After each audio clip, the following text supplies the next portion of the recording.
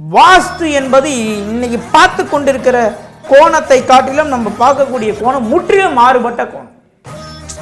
முற்றிலும் மாறுபட்ட கோணம். நம்ம பார்க்கக்கூடிய கோணம் முற்றிலும் மாறுபட்ட கோணம். அப்போ நம்ம பண்ற ரிசர்ச்ல வாஸ்துவே இல்லைங்க, வாஸ்து பொய்ன்னு சொல்றவங்க கூட ஓஹோ இதுல ஏதோ ஒரு விஷயம் இருக்குன்ட்டு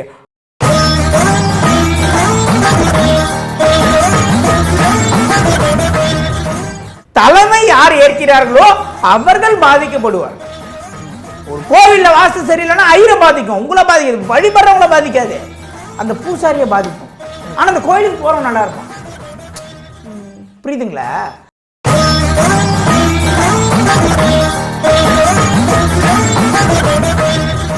இப்போ ஊர்ல பாத்தீங்கன்னா திருவிழா டைம்ல பம்பை உடுக்க வச்சு கலசத்தை எடுத்து போய் 7 இலையை மறிச்சிட்டு வருவாங்க. சில இடத்துல அந்த ஊர் இலையை போய் மறிச்சிட்டு வருவாங்க. இல்ல சந்தி கட்டுறதுன்னு சொல்லுவாங்க. இது கிராமத்தில் உள்ளவங்களுக்கு தெரியும். இல்ல சிட்டியில் உள்ளவங்களும் நம்ம வீடியோ பார்க்குறோம், கன்ஃபியூஷன் ஆக வேண்டாம். அந்த ஊருக்குன்னு ஒரு பவுண்டரி இருக்கும்.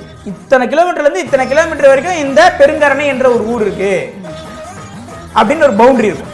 அந்த பவுண்டரியில இருந்து இந்த பவுண்டரி வரைக்கும் ரவுண்ட் பண்ணணும். இது நம்மளுக்கு வேலை, இது பெரிய ஒர்க் மேடம்.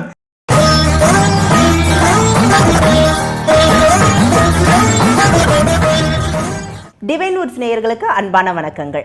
நம்ம சேனலை பொறுத்த வரைக்கும் வாஸ்து அப்படிங்கிறது ஒருத்தருடைய வாழ்க்கையை எந்த அளவுக்கு சாதகமான நல்ல முறையில் மாற்றும் அப்படிங்கிறது குறித்து நம்ம பார்த்துட்டு இருக்கோம். அந்த வகையில் இன்றைக்கும் வாஸ்து குறித்த பல கேள்விகளுக்கு விளக்கம் அளிக்கிறதுக்காக நம்மோட இணைந்திருக்காங்க வாஸ்து நிபுணர் மற்றும் ஜோதிடர் சம்பத் சுப்பிரமணியம் அவர்கள். வாங்க சார், வரவேற்கலாம். வணக்கம் சார். வணக்கம் மேடம்.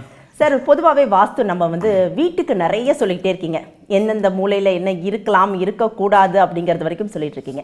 இப்போ ஊருக்கே வாஸ்து பார்க்க முடியுமா? ஊருக்கே வாஸ்து என்பதை நாம் சமீபத்தில் ஒரு கிராமத்தை விசிட் பண்ணி, தண்டலம் என்ற ஒரு கிராமத்தில் வடமேற்கு பாதிக்கப்பட்ட ஊர் என்று கணக்கெடுத்து அந்த ஊரில் உள்ள இப்போ ஒரு ஊரில் போயிட்டு நீங்கள் ஒரு கிராமத்தில் போயிட்டு வாஸ்து சொல்லி அங்கே மக்களை புரிய வைக்கணும்னா ரொம்ப கஷ்டம். சென்னையில் இருக்கவங்க கூட ஒரு சில விஷயத்தை நம்பிடுவாங்க. ஆனால் ஊர் மக்கள் இயற்கையாகவே நிறைய பாரம்பரிய முறைகளை தெரிந்தவர்கள். கிராமத்து வாசிகள் நம்ம அசால்ட்டாக சொல்லிடுவோம், அவ்வளோ நாலேஜபிள் பர்சன். அவங்ககிட்ட ஒரு விஷயத்தை சொன்னால் 1008 கொஸ்டின் கேட்பாங்க. அப்போ அந்த ஊரில் இருக்கக்கூடிய 100 குடும்பங்களையும் நாம் நம்ப வைக்கிறதுக்குன்னா அப்போ எந்த அளவுக்கு நம்ம அந்த இடத்துல கரெக்டான ஒரு வழியை அவங்களுக்கு ப்ரெடிக்ஷன் பண்ணி கொடுத்துருக்கோம். அப்போது ஒரு ஊரில் இருக்கக்கூடிய அனைத்து குடும்பங்களுமே வடமேற்கால் பாதிக்கப்பட்டது அப்படின்னு சொல்லி நான் கணக்கெடுத்து அவங்களுக்கு புரிய வச்சு பேசி அந்த ஊரில் இருக்கக்கூடிய ஏரி தான் பிரச்சனை என்று சொல்லி அந்த ஊரில் இருக்கக்கூடிய ஆஞ்சநேயரை வழிபடும் பொழுது நல்லா இருப்பீங்கன்னு சொல்லி இப்போ இந்த ஊரில் மேல்மருவத்தூர் அருகில் உள்ள தண்டலம் கிராமத்தில் உள்ள ஆஞ்சநேயர் கோவிலில் மேல்மருவத்தூர் பக்கத்தில் அச்சரப்பாக்கம், அந்த அச்சரப்பாக்கத்துலேருந்து ரயில்வே கேட்டை கிராஸ் பண்ணி பெருங்கரணை நடுப்பழனி முருகர் கோவிலுக்கு போகிற வழியில் போனீங்கன்னா தண்டலம் என்ற ஒரு கிராமத்தில் இருக்கக்கூடிய கோவிலை வழிபடும் போது வடமேற்கு வாஸ்து சரியாகும் என்பதை நான் ஒரு வீடியோ போட்டேன். பல லட்சம் பேர் இன்னைக்கு அங்கே போகிறாங்க. இதை எப்படி நம்ம சொல்கிறோம் அப்படின்னா, வீடு கரெக்டாக இருக்கு, ஊரும் சரியாக இருந்தால் அதோடைய பலன் வேறு. வீடு கரெக்டாக இருக்கு, ஊர் சரியில்லைன்னா அதோடைய பலன் வேறு. வீடு தப்பாக இருக்கு, ஊர் சரியாக இருக்குன்னா அதோடைய பலன் வேறு. வாஸ்து என்பது இன்றைய உலகில் எப்படி மக்கள் பார்க்குறாங்கன்னா, குபேர மூலையில் பீரோ வச்சுக்கோ, ஈசானிய மூலையை திறந்து வச்சுக்கோ, இது வாஸ்து அல்ல. அந்த இடம் என்ன சொல்ல வருகிறது, பிரபஞ்சம் நம்மளுக்கு என்ன உணர்த்துகிறது, கிழக்கு மூடினால் என்ன, மேற்கு மூடினால் என்ன, தெற்கே 6 ஓடினால் என்ன, வடமேற்கு கட்டுனா என்ன. இந்த வாஸ்து என்பது ஒரு மிகப்பெரிய ஒரு சரித்திரத்திலே வாஸ்துவை வைத்து நாம் சில விஷயங்களை ப்ரெடிக்ட் பண்ணும் பொழுது வரலாறு தெரிந்தவர்களுக்கெல்லாம் தெரியும். இப்போ பார்த்தீங்கன்னா வரலாறு பேசுகிறோன்னு வச்சுக்கிங்களேன், இப்போ வரலாறுல எவ்வளோ மகான்கள், எவ்வளோ சித்தர்கள், எவ்வளோ ஞானிகள் அவங்களுடைய வாழ்க்கையை வெற்றி காண்டிருக்காங்க. ஆனால் அதுக்கு பின்னாடி மிகப்பெரிய தோல்வி இருக்கும். இப்போ ஒன்றும் இல்லை, இப்போ ராமானுஜர் எடுத்துக்கிறோம். ராமானுஜருடைய வாழ்க்கை வரலாறு முழுசாக படித்தவங்களுக்கு தெரியும். பொதுவாகவே ராமானுஜரை வழிபடுறவங்களுக்கு கேஸ் பிரச்சனைகள், அதாவது இடத்தில் நிலத்தில் உள்ள லிட்டிகேஷன் விஷயங்களுக்கு இமிடியேட்டாக ரிசல்ட் கிடைக்கும். இதை பற்றி நான் பேசினதில்லை, இந்த வீடியோவில் ஒரு வீடியோவில் பேசுகிறேன். இப்போது அதேமாதிரி நம்ம ஒரு சில இப்போ அம்பேத்கர் எடுத்துப்போம், வஉசி சிதம்பரனார் எடுத்துப்போம், காந்தியடிகள் எடுத்துப்போம், நேருஜி எடுத்துருப்போம். இவர்களெல்லாம் ஏன் உலக வாழ்க்கைக்கு வந்தார்கள்? ஏன் வீட்டில் இருந்த அந்த இன்பம் சிற்றின்பத்தில் போய் மாட்டிக்கொள்ளாதல், குழந்தை குட்டி கல்யாணம், தனக்குன்னு இருக்கக்கூடிய மனைவி சொத்துன்னு போவாது, ஏன் உலக வாழ்க்கைக்கு வந்தாங்க? உலக வாழ்க்கைக்கு வந்தவங்க அத்தனை பேருடைய வாழ்க்கையும் எடுத்து பார்த்தீர்கள் என்றால் நிச்சயமாக ஒரே மாதிரி வாஸ்து அமைப்பு தான் இருக்கும். ஓ. நீங்கள் நல்லா பாருங்கள், உலக வாழ்க்கைக்கு யார் வராங்களோ அவங்க பொருளாதாரத்து மேலே பற்று இருக்காது. இப்போ உடனே மக்கள் ஒரு சார் அப்படிலாம் கிடையாது, இன்றைக்கி இருக்கிற ஆட்சியில் இருக்க எம்எல்ஏ மினிஸ்டர்லாம் நிறைய பொருளாதாரத்தில் மேலே தானே பற்றா இருப்பாங்கன்னு நினைப்பாங்க. அது உலக வாழ்க்கை அல்ல. நான் சொல்வது உண்மையான உலக வாழ்க்கை. உலகத்திற்காக மக்களுக்காக வாழ வேண்டும் என்று மனநிலையை திறந்து விட்டு வருபவர்கள் பொருளாதாரத்தில் அடிபடுவது ஏன் அப்படின்னு பார்க்கும்போது அந்த ஊர், அவர்கள் வாழ்கின்ற ஊர் நைருதி என சொல்லக்கூடிய தென்மேற்கு பாதிக்கப்பட்ட ஊராக இருக்கும். இப்போது கோயம்புத்தூரில் எல்லாமே பிஸ்னஸ்மேன், திருப்பூரில் எல்லாமே பிஸ்னஸ்மேன் நல்லா இருக்காங்க, திருச்சி நல்ல சூப்பர் சிட்டி நல்லா இருக்காங்க, மதுரை நல்லா சூப்பர் சிட்டி நல்லா இருக்காங்க. ஆனால் நாமக்கல்லும் ராமநாதபுரம் ஏன் கஷ்டப்படுகிறது? ராமநாதபுரத்துல வாய்ப்பே இல்லை இல்லையா? ராமநாதபுரத்தில் நாங்கள் டிராவல் பண்ணுற ஒரு குழந்தையும் பனியன் கூட போடாமல் உள்ளாடையை போட்டு சுற்றுதுங்க, சின்ன சின்ன குழந்தைங்க. அந்த ஆடை வாங்க கூட காசு இல்லை. ஏன் ராமநாதபுரம்? இப்போ ராமநாதபுரம் டிஸ்ட்ரிக்ட் என்ன சொல்லுது?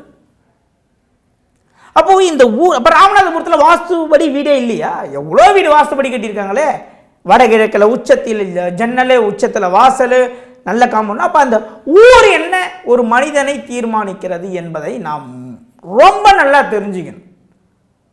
அதுதான் ரொம்ப முக்கியம். இன்னைக்கு நம்மளுடைய நோக்கம் என்னன்னா, வாஸ்து என்பது இன்னைக்கு பார்த்து கொண்டிருக்கிற கோணத்தை காட்டிலும் நம்ம பார்க்கக்கூடிய கோணம் முற்றிலும் மாறுபட்ட கோணம்.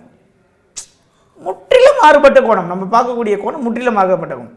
அப்போது நம்ம பண்ணுற ரிசர்ச்சில் வாஸ்துவே இல்லைங்க, வாஸ்து பொய்ன்னு சொல்கிறவங்க கூட ஓஹோ இதில் ஏதோ ஒரு விஷயம் இருக்குன்ட்டு அவரும் வாஸ்து நிபுணர் ஆகுவார் ஒரு காலத்தில். அதுதான் நம்மளுடைய வெற்றி.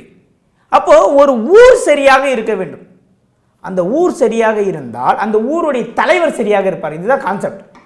தலைவன் சரியாக இருந்தால் மக்களை சரியாக வழிநடத்துவான், மக்கள் நல்லா இருப்பாங்க. இதை தான் முன்னாடியே என்ன சொன்னாங்க, சிவபுராணத்தில் படித்தவங்களுக்கும் தெரியும், திருமுறை படித்தவங்க எல்லாருக்குமே நிறைய விஷயம் நிறைய முன்னோர்கள் சொல்லியிருக்காங்க. மன்னன் கோன் ஒரு அரசு செய்ய அப்படின்னு சொல்லுவாங்க. குறைவில்லாத உயிர்கள் வாழ நான்மறை அரங்கங்கள் வாங்கன்னு சொல்லுவாங்க.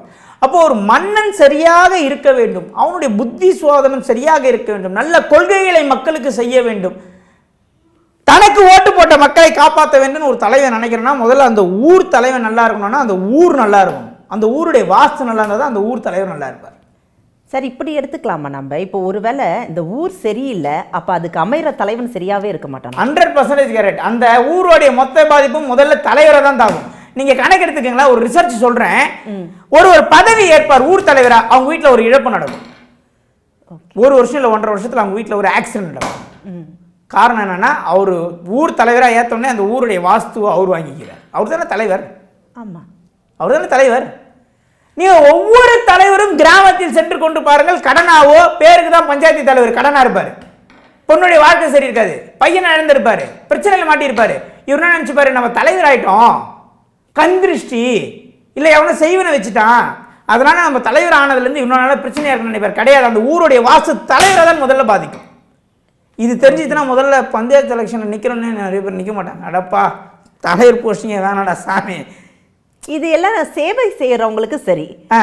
நான் காசு சம்பாதிக்கிறதுக்கு தான் எலெக்ஷன்லேயே நிற்கிறேன் அப்படின்றவங்க நிறைய பேர் இருக்காங்க இல்லையா? இது இப்போ பாலிடிக்ஸே அப்படி தானே போயிட்டு இருக்காங்க. அப்போ அவங்களுக்கும் இதே வாஸ்து செயல்படும். அதாவது என்கிட்ட கத்திக்குது, ஒரு யார் கியூவில் முன்னாடி வராங்களோ நான் வெட்டுவேன், என்னுடைய வேலை அதுதான். நீ தலையை சம்பாதிக்கிறதுக்கு வரையோ சேவை செய்யறதுக்கு வரையோ அது எனக்கு தேவையில்லை. என்கிட்ட கத்திக்குது, முன்னாடி நிற்கிறோன்னு வெட்டு விடும். அதுதான் அந்த வாஸ்து சொல்கிறது. தலைமை யார் ஏற்கிறார்களோ அவர்கள் பாதிக்கப்படுவார்கள்.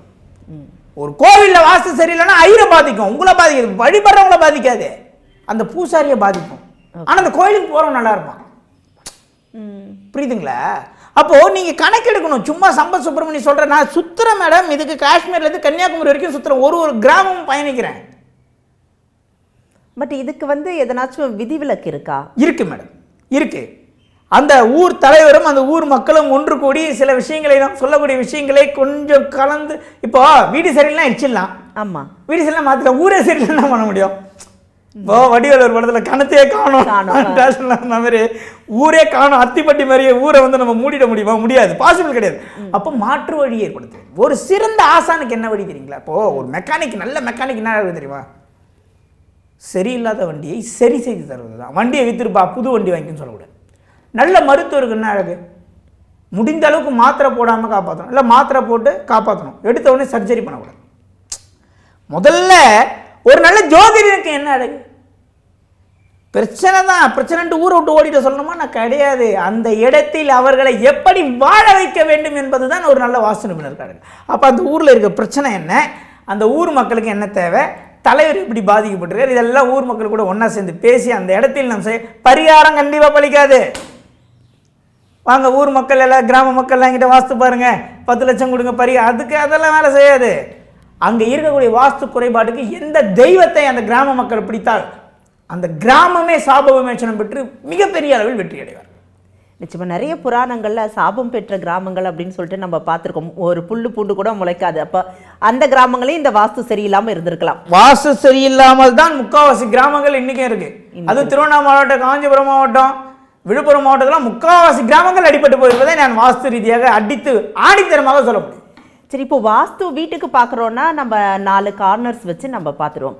ஒரு கிராமத்துக்கே வாஸ்து பார்க்கணும்னா எந்த எல்லையை நீங்க வந்து அந்த கிராமம் எல்லை ஆரம்பம் வருக வருக என்று உங்களை வரவேற்கிறதுன்னு ஒரு போர்டு வச்சிருப்பாங்கல்ல, அதுல இருந்து அந்த கிராமத்தோட எல்லை பக்கத்து ஊர்ல முடியும். இப்போ ஊர்ல பாத்தீங்கன்னா திருவிழா டைம்ல காப்பு கட்டுவாங்க, பம்பை உடுக்க வச்சு கலசத்தை எடுத்து போய் 7 ஊர் எல்லையை மறிச்சிட்டு வருவாங்க.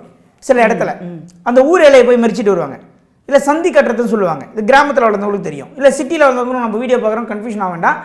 அந்த ஊருக்குன்னு ஒரு பவுண்டரி இருக்கும். இத்தனை கிலோமீட்டர்லேருந்து இத்தனை கிலோமீட்டர் வரைக்கும் இந்த பெருங்கரணை என்ற ஒரு ஊர் இருக்கு அப்படின்னு ஒரு பவுண்டரி இருக்கும். அந்த பவுண்டரியிலேருந்து இந்த பவுண்டரி வரைக்கும் ரவுண்ட் பண்ணணும். இது நம்மளுக்கு வேலை, இது பெரிய ஒர்க் மேடம். சார், ரொம்ப சுவாரஸ்யமா போயிட்டே இருக்கு. ஊருக்கே வாஸ்து அப்படின்னு சொல்லிட்டு இருக்கும்போது இன்னும் நிறைய கேள்விகள் என் மனசுல இருக்கு. தொடர்ந்து பேசலாம். நேர்களே, இன்றைய நிகழ்ச்சியில நிறைய விஷயங்கள் நம்ம கேட்டு தெரிஞ்சுக்கிட்டோம். இன்னும் பல கேள்விகள் பாக்கி இருக்கு. மாவட்டம், வட்டம், நகரம், அது மட்டும் இல்லாம மாநிலம் அப்படின்னு சொல்லிட்டு நிறைய கேள்விகள் இருக்கு. மீண்டும் இதே நிகழ்ச்சியில் சந்தித்து கேள்விகளுக்கான விளக்கங்களை நம்ம பெறலாம்.